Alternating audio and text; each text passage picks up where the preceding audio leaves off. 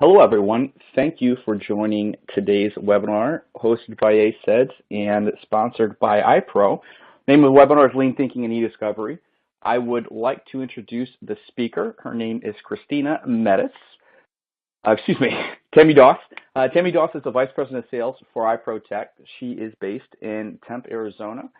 She's an industry veteran, has over 15 years providing litigation support, technology solutions, and electronic discovery services to the legal community.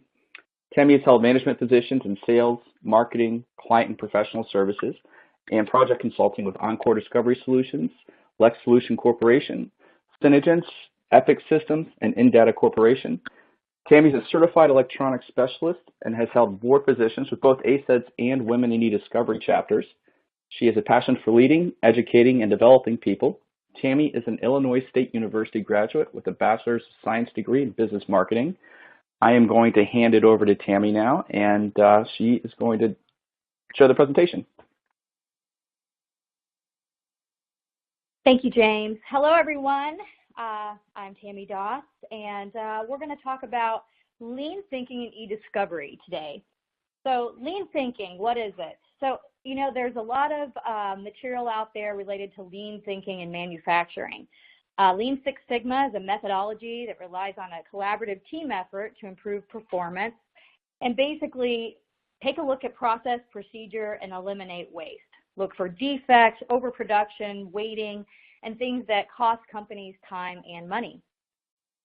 The Toyota Way, which is a book that's out there that dives into the methodology that was introduced by Toyota, really dives into the process that was implemented to really get involved with the employees, create team-based collaboration, and also look at a new way of thinking and solving problems to eliminate waste in process. So in this session, we're going to talk about lean and how it could apply to eDiscovery.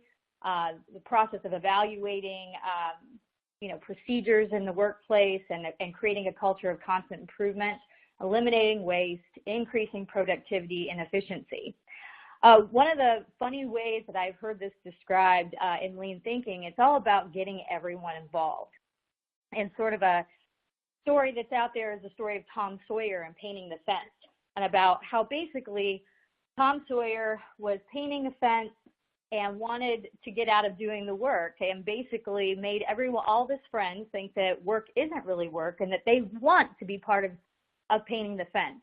And so what ended up happening is all of the friends ended up doing all the work, and Tom Sawyer was able to oversee it.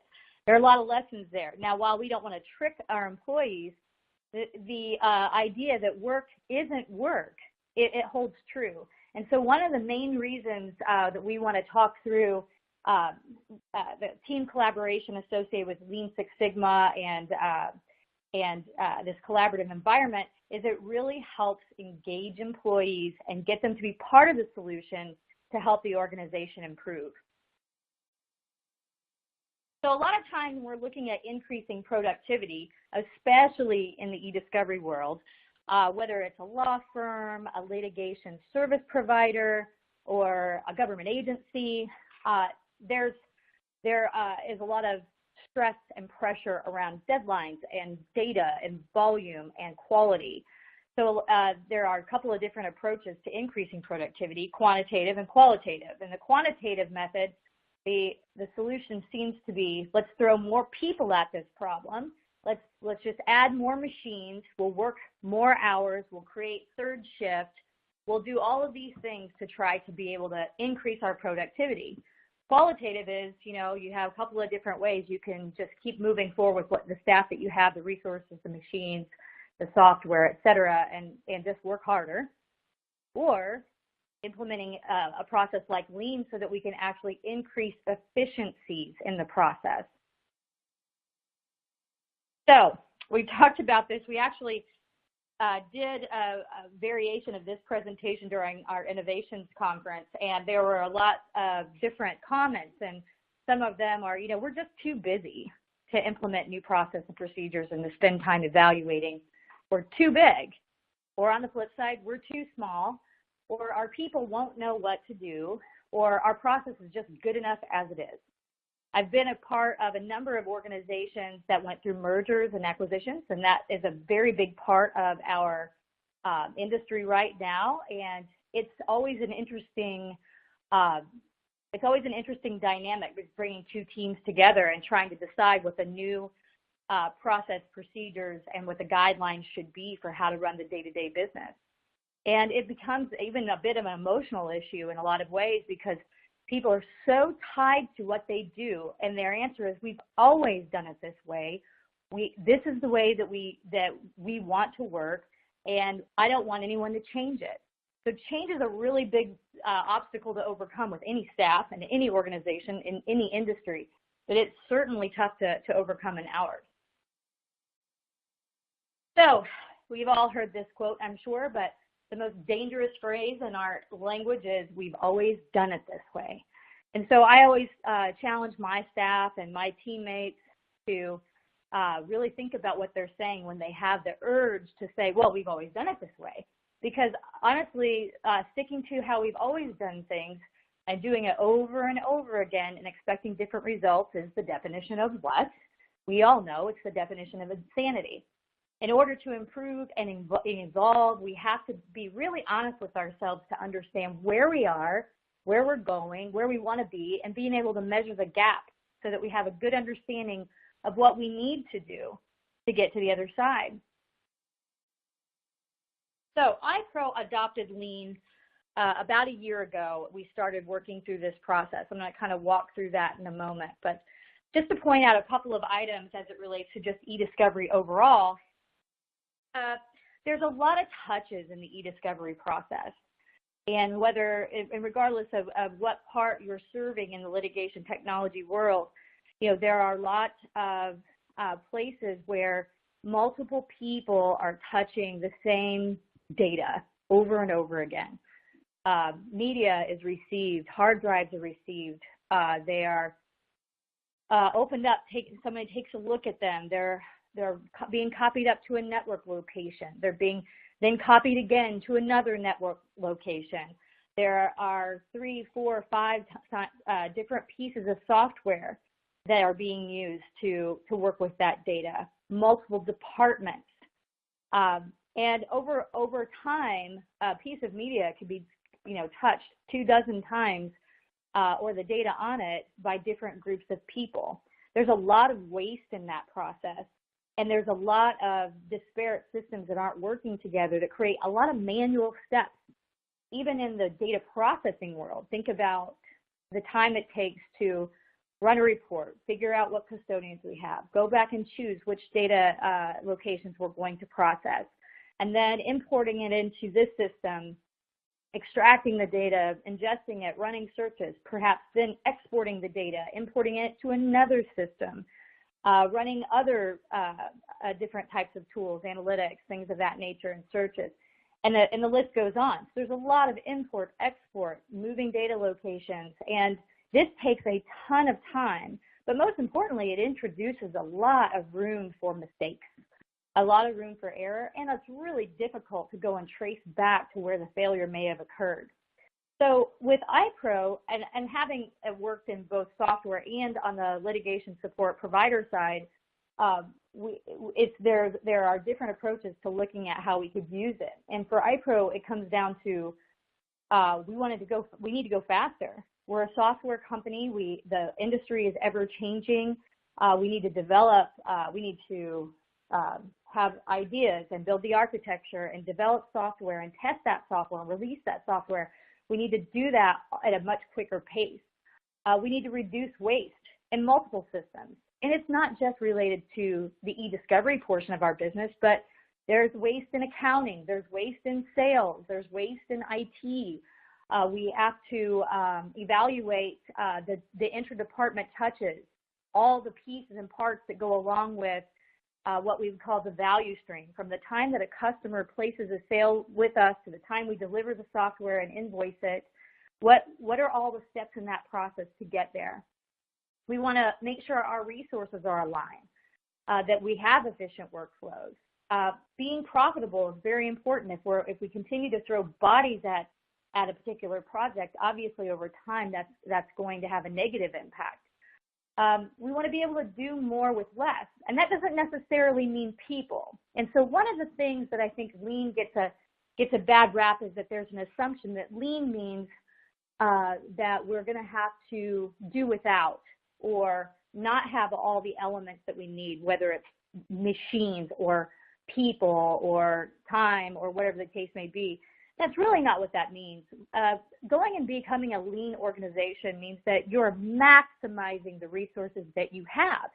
You're maximizing those resources. You're making them all more efficient, more effective, whether it's your hardware, your software, your staff. And then, of course, we wanted to build a continuous process improvement culture. Culture is very important for us here, and we want all employees to feel like they're part of the solution and that it's part of our culture to always evaluate how we can be better. What do we need to do to evolve? I think this is very important in looking at all the businesses in the eDiscovery marketplace because so much is changing, and how do you stay healthy as a business? And this is a big part of it. So how do we do it? Every company does it differently. If you Google any one of the concepts that I'm going to introduce and cover during this session, you'll find examples in the hundreds, thousands of examples for different industries, different companies, because there's no one right way to do this. So the way we did it was we established 6 corporate goals using something called the Hoshin strategy, which basically means that we set corporate goals of what we're going to do in a year that's important for everyone in our business. And then we went through a tiered process of building out those goals so that each department within the iPro umbrella then came up with 2 to 3 items per one of the 6 corporate goals to support that overarching goal. Then tasks were assigned down to everyone on the team so that all 200 people can be part of this evolution. In too many businesses, the leadership level is a bottleneck. And I'm guilty of it as well. A lot of times, business leaders believe that they're the only ones that can solve a problem, or that their hands have to be in absolutely everything to be sure that it's done. That if they don't do it themselves, they can't be sure it was done correctly. And that's really the wrong approach, because how do you teach your teams how to think, how to really think through problems? They see issues, they need a voice, and if they have ideas that the managers can work through with the employees, you end up with more engaged people. They feel like you listen to them, and you're teaching them skills that they can take with them the rest of their careers. Ultimately, it just builds a stronger company. So, first things first, you have to define business processes to improve. So in Lean Six Sigma, they talk a lot about going to the Gemba. Gemba is a Japanese term that's used in the Lean philosophy. It talks about where the work is done, the real place. Oftentimes in businesses, the upper level management makes a lot of choices and decisions on how to improve business processes from a conference room or from maybe like committees, things of that nature. And what this really talks about, and the way that the Japanese use this, and especially in Toyota, was that the belief is that you need to be on the floor, in the trenches with the staff to watch what they really do on a day-to-day basis, from the time they take in a piece of media and log it, to the time that they copy data up to the network. What systems are they using? When they run reports, what reports are they running? Why do they run those reports? What's so important about that data to the end client? What different systems are we touching over and over again? Are there steps in the process that can be reduced? Does it really take 3 days to get clients with the information that they need about their evidence? There are all sorts of things that can be done throughout the process, and there's not necessarily one solution. But in order for business leaders to really get it, they have to be out there on the floor, working with the teams, really truly understanding the obstacles that they are trying to overcome on a daily basis, and engage with those folks in order to build a process that they can improve. So there's a term called DMAIC. Well, and this is a part of the continuous process improvement. You'll hear these these types of things over and over. But define, measure, analyze, improve, and control. And it's the idea that, back to going to the Gemba, you first have to identify the problem and have to have an ideal target. So you have to be able to identify in a very specific fashion, this is the problem, and we know this is the problem, and we want to be somewhere else. Then you have to measure it. So you have to collect relevant data about that process. You have to understand the baseline. You have to know where you are. You have to do a lot of analysis because it's very, very tempting to observe a problem, automatically diagnose it, and then create a solution. Unfortunately, a lot of times the problem we think we're solving is actually just a symptom or an outcome of the real problem. So defining the root cause is very important in this process in order to build lasting improvement. So then implementation and verifying the solution. You'll go and implement what you think the solution is, but then you have to verify it's the right one. And too often times we've already rolled this process out, let's just stick with it for now. When unfortunately, a lot of times we find out that the process we just rolled out to everyone is really not going to solve the problem long term, or is a band-aid, it's a quick fix, and it needs to be modified. And then finally, control. Monitoring process to maintain the solution. So over time, making sure that we're taking a look at what we're doing. Does it still make sense? Does it still serve our corporate goals? Does it still help our customers? Now again, a lot of these concepts, it seems very straightforward and common sense. And in a lot of ways, the lean philosophy is very much common sense. But unfortunately, in our business life, we're extremely busy and running from meeting to meeting, taking tons of phone calls, answering emails, rushing around, and it's very difficult to take the time to observe some of these items. So one way for solving problems is using the A3. The A3 is a standardized method for problem solving. It's called A3 because that's the size of the paper that is generally used to map these out. And if you Google A3 or if you read a lean book, you'll find examples, and I'll show you one as well, of an A3. There's no one right way to do an A3, but they always consist of the same elements. But some of them are handwritten. They're oftentimes very messy, either being erased or crossed out. The ones that we've used visually, there are multiple versions. Digitally, there are multiple versions of that, whether we do it in Excel spreadsheets or whatever the case may be. But the A3 is a team activity. It's designed for collaboration. And there's two sides, the left side and right side. And the left side is establishing the problem statement. And I mentioned this earlier.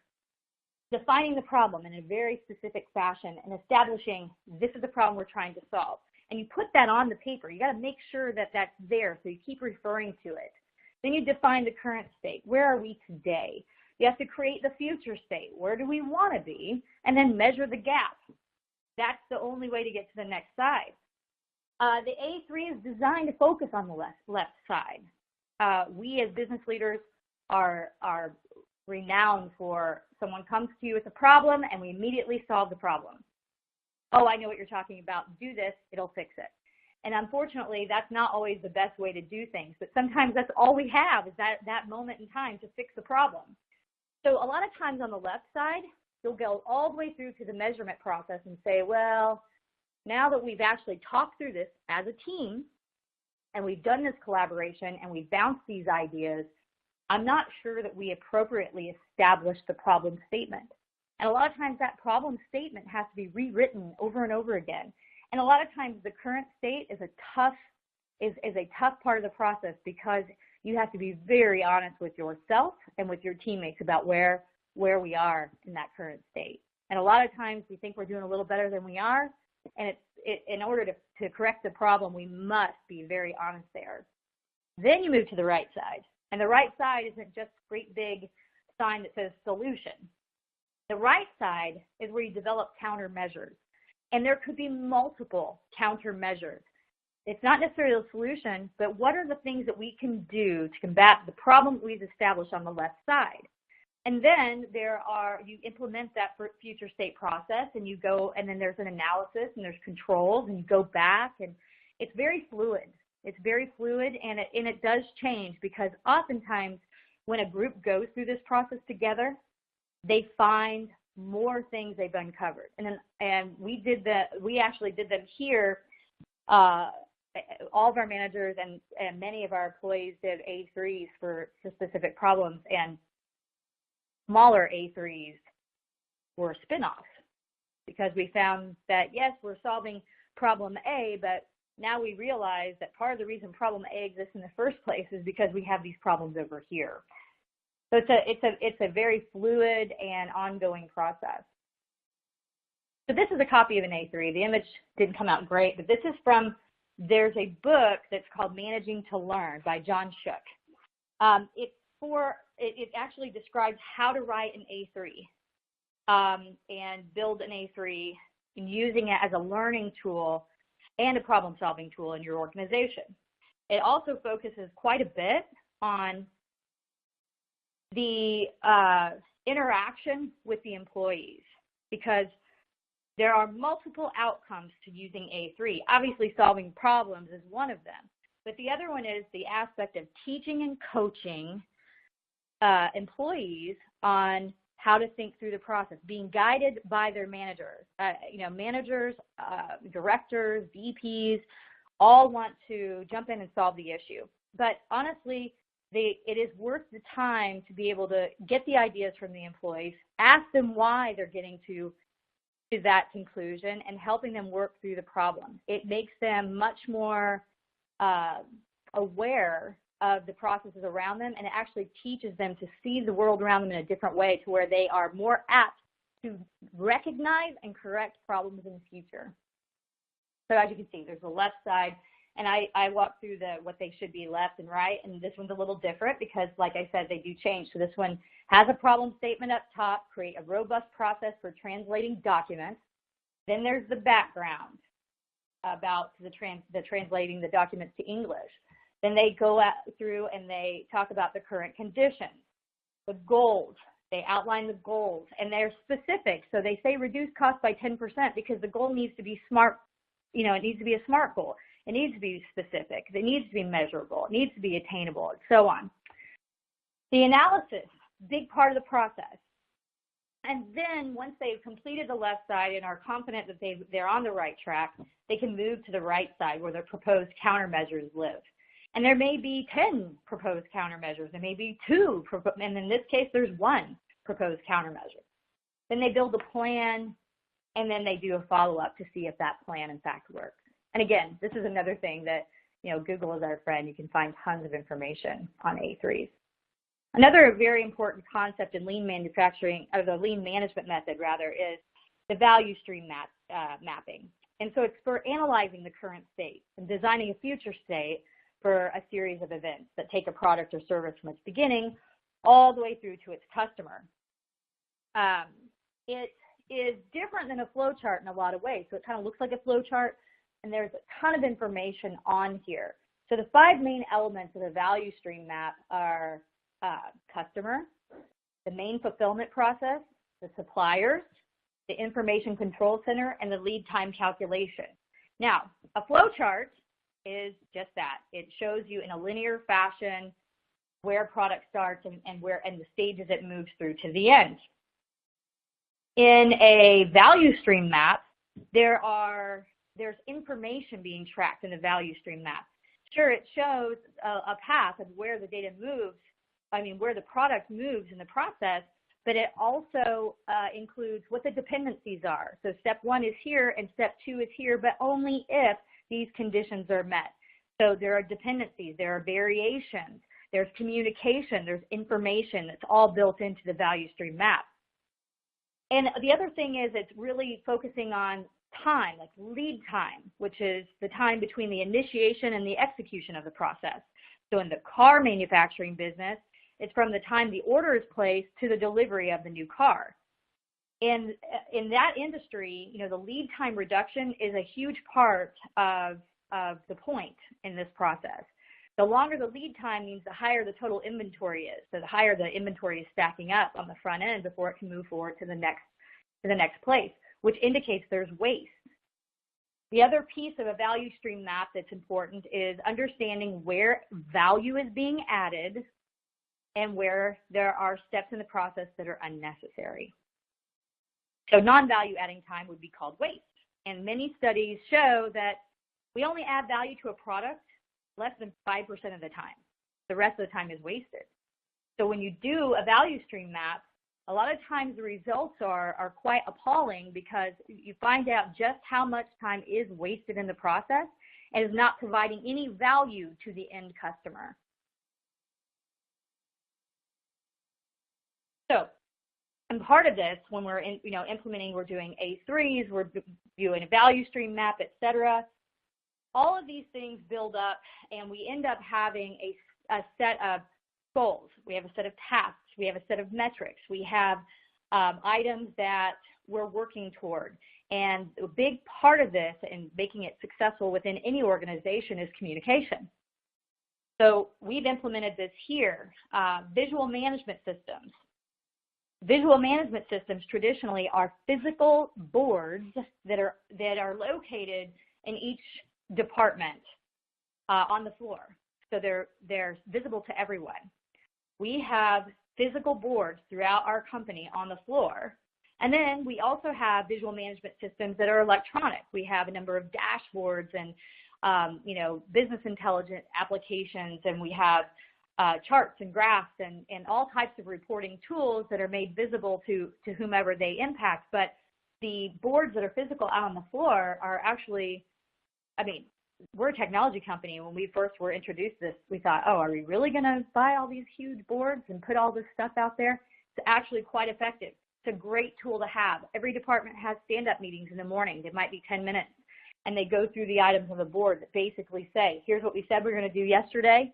Here's what we actually did yesterday. Here's what we're going to do today, and these are some of the things that we need to overcome. They're easily visible to the team. It gives a quick message to everybody. Everyone starts the day on the same page. The goals are clearly stated. The communication is there, and it's transparent.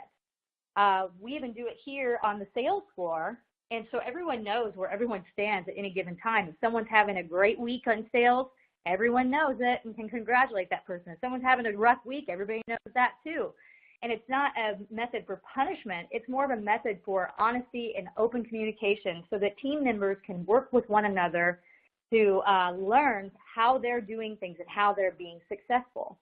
It simplifies problem solving because all the problems are they're so glaring that everyone can finally see them. And it gives big picture to everyone. And I think that's a huge piece of the puzzle, is that so many departments are focused on what they're doing. It's really hard to see the big picture and also understand what's important to the end client. And it holds everyone accountable, and then everybody's on the same page. So that way you don't have folks that are late to the party finding out about something that happened a week later and they were totally clueless to what was going on. So part of bringing it down to the individual level, there is a concept out there called the 5 S's of Lean. So this is more about organization. So it's a workplace organization method, and we are not in the manufacturing business. We're not physically on the floor running machines and doing things like that. But there are a lot of things we can do to make sure that we are clutter-free and that we have easy access to things and that everything is very organized in our business. So you'll hear it. There's a couple different ways. Some ways it's sort, straighten, shine, standardize, and sustain.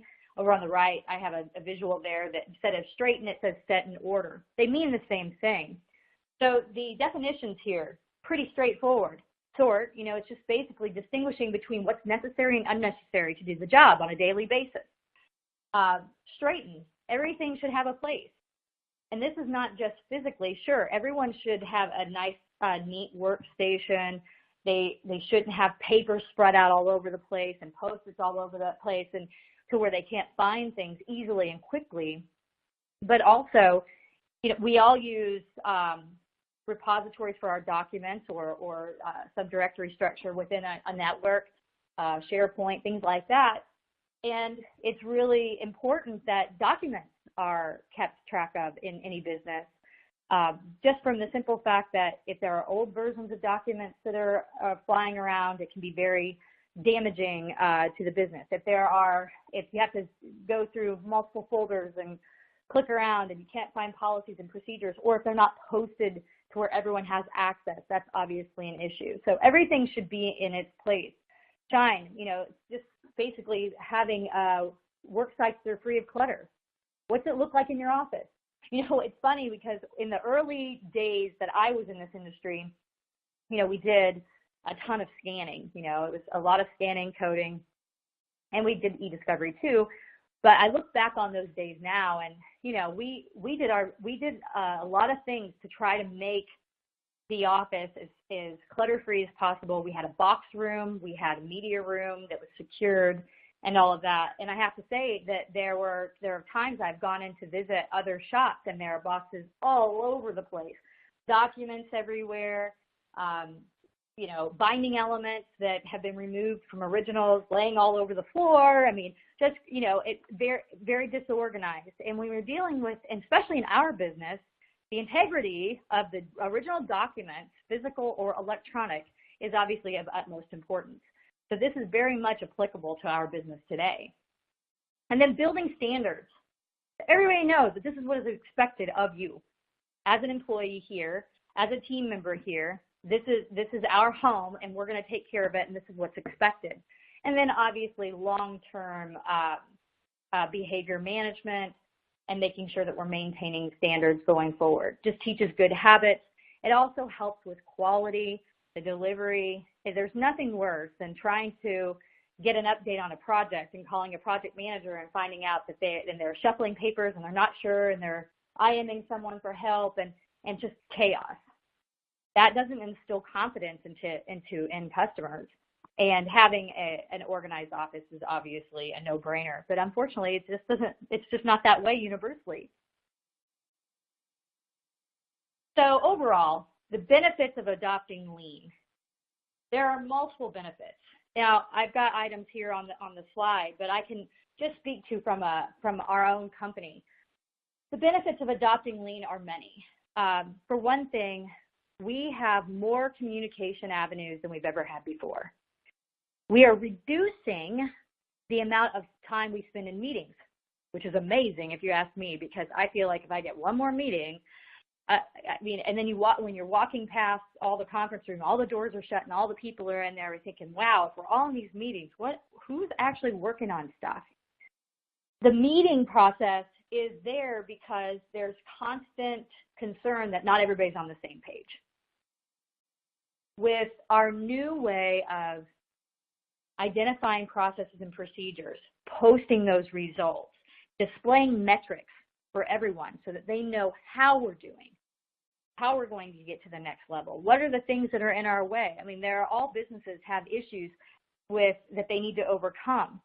Everybody in the company now knows what they are. If there's someone in software development, they know what our team's performance is in sales. I know, and my team knows, what hold times are in support. The support team knows what issues we might be having with maybe some type of connection issue or something like that with a cloud system. There are all sorts of different metrics that we're showing. And it's not always related to issues necessarily, but even improvements that we're working on, where we're going to be 6 months from now. Our customers also know, because we try to communicate with them as much as possible. But most importantly, we need everyone here in the building to know what's going on. Where are you going to be in 3 months? Where are we going to be in 6 months? Well, no one has a crystal ball, but we have a plan, and we're trying to follow that plan to get there.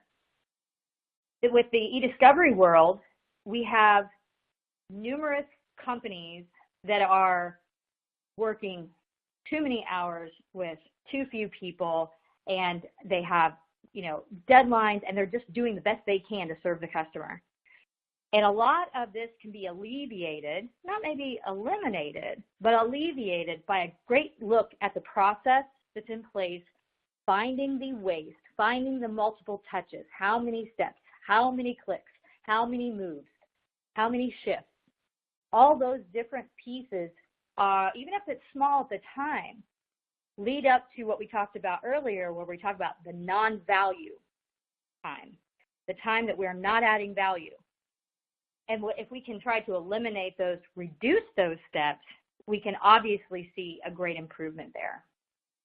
And as a culture, that's what everyone now, at first, I have to say, you know, it was the whole board situation. We were thinking, oh, really, we're going to have these big whiteboards and, you know, we're going to be updating them every day. And we have happy faces and sad faces, and those little icons, those little emojis are moved around the board depending on how well we did the day before. So you can see at any time, and I have to tell you that everybody was kind of thinking it was a silly process. Today, it's much different. Everyone relies on those boards. Everyone expects to understand what's going on throughout the company. People are walking around and looking at the various things going on, and they're much more dialed in.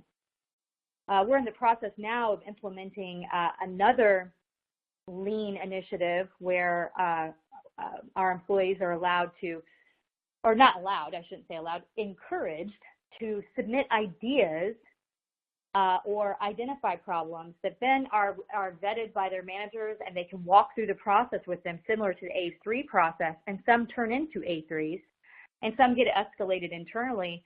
But this is really giving a voice to everyone on our staff. It's not just a job. They know the vision. They know what we're trying to do as an organization to become better. They know that we're trying to get to the next level, and they know that they're a part of it, that they're a big part of what makes us successful. They're the largest part of what makes us successful. So having their buy-in, having them want to do the job, having them look at it as if work isn't work, this is rewarding for us, is a huge thing. Having stability throughout our site, you know, increased efficiency, obviously, is a huge thing. And then that infinite loop of process improvement. That whole idea of status quo just not being acceptable.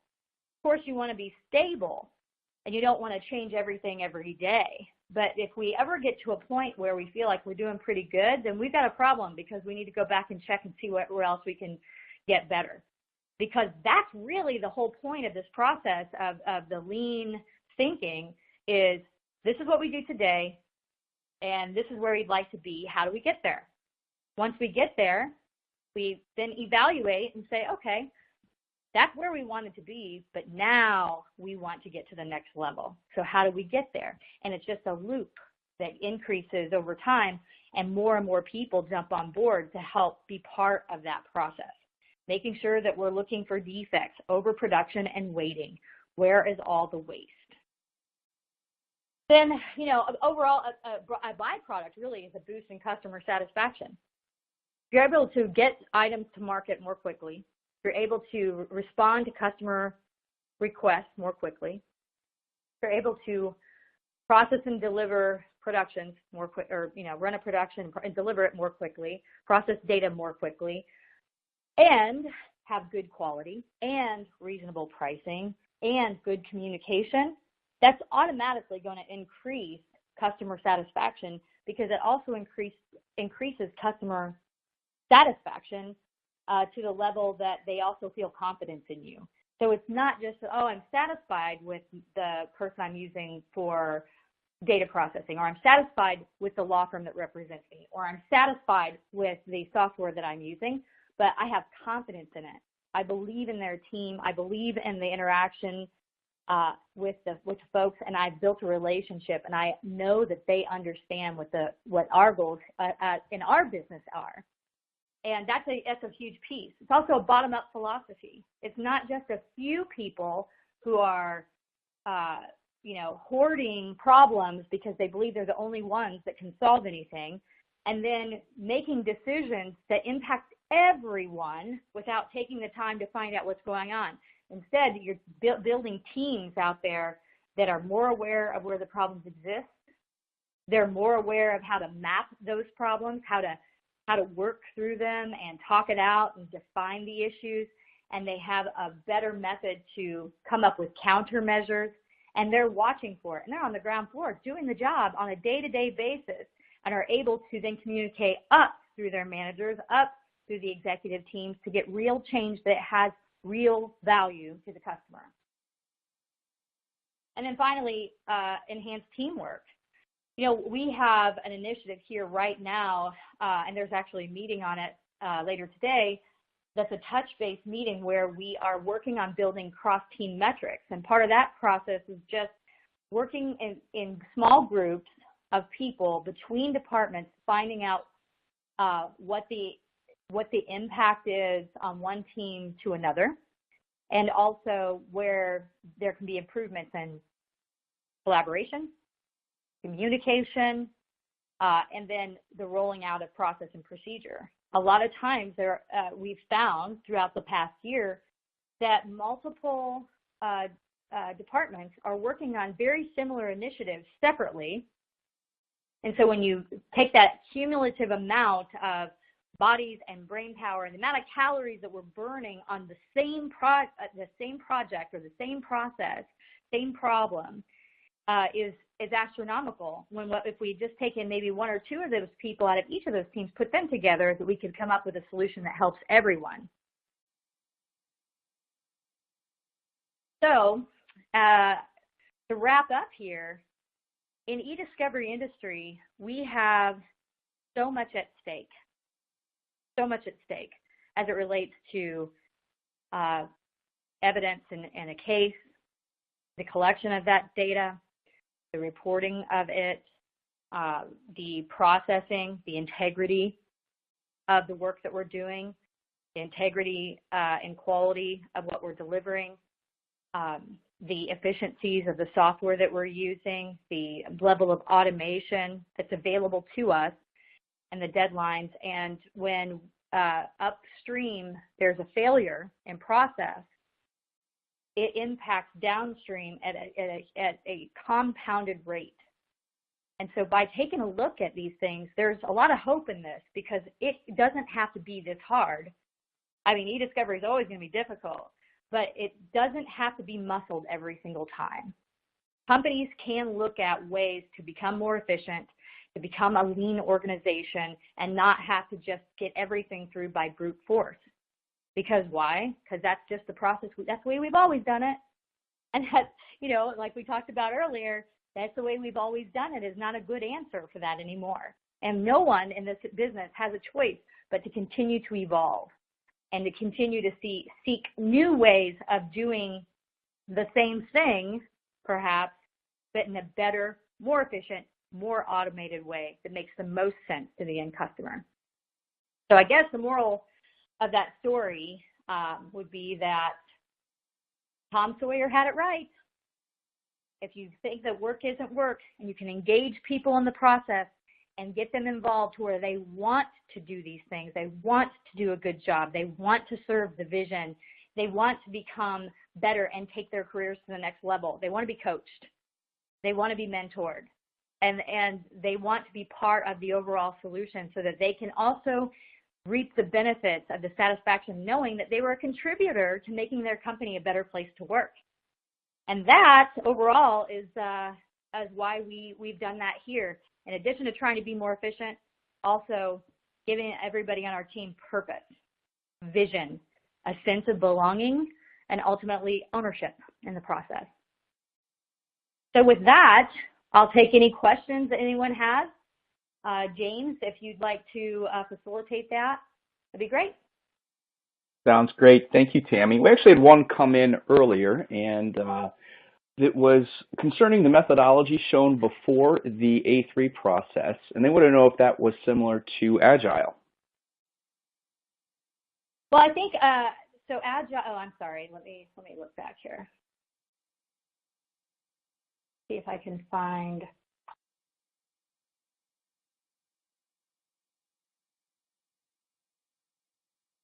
I don't know if it was this one, but I think in Agile, like the development methodology, the Agile development methodology is based on a lot of the similar concepts. And so it is different because this is more of an operational practice as opposed to, some of the software development and the way that they, develop and release and the release schedules. And there's, the development process called Kanban, which is a big part of the Toyota Way, and Kanban is part of the lean process. But I think that it's based on a lot of the similar concepts. It's not exactly the same, but it's very similar. Thank you for that. And we're going to open up for other questions as well. Looks like we have about 15 more minutes.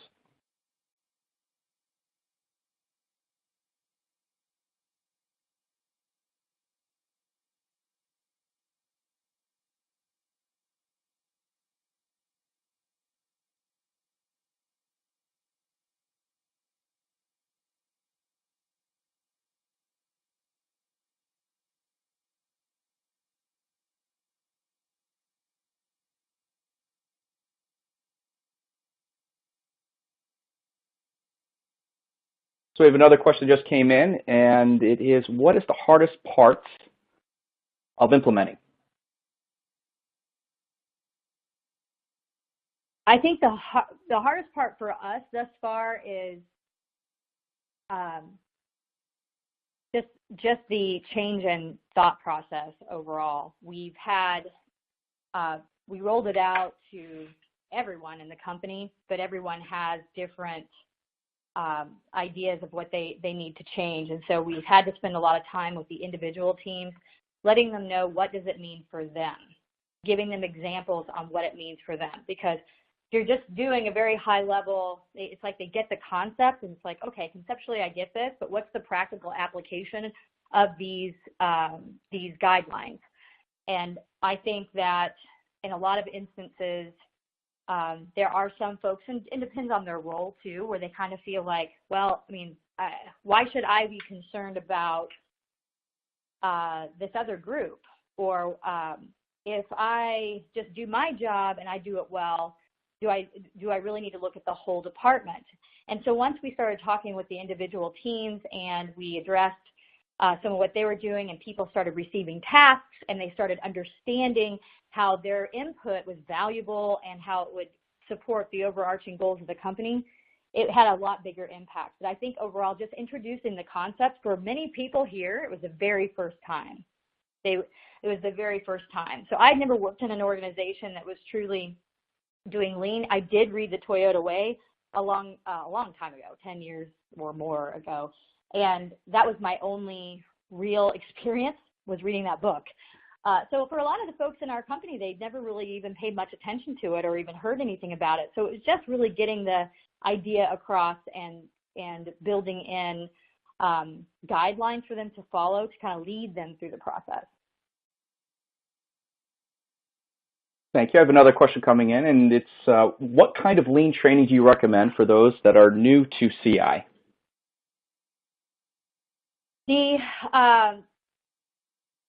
Well, so there are multiple programs out there.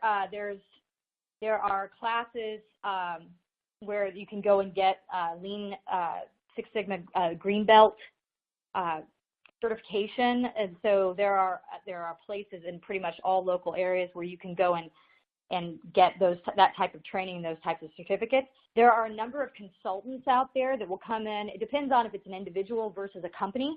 There are consultants. We've had a consultant working with us here. Our CEO is actually just almost finished with a program at Fisher College of Business at The Ohio State University. He's working on getting his master's in business operational excellence. Actually, I'll start that program in about a month. So there are, from a higher education perspective, there are programs certainly, but for companies, you can bring in consultants that can perform training, work with your teams, help you evaluate process and procedure, give advice, and lead you through the process.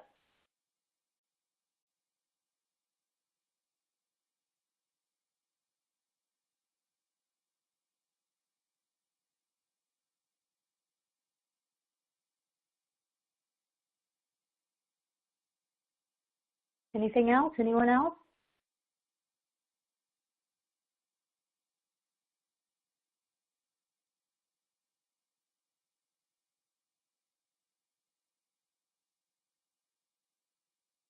I think that is about it. What we're going to do is I want to thank everybody for participating in the webinar today. I believe you will be able to view it both on iPro's and ACEDS site.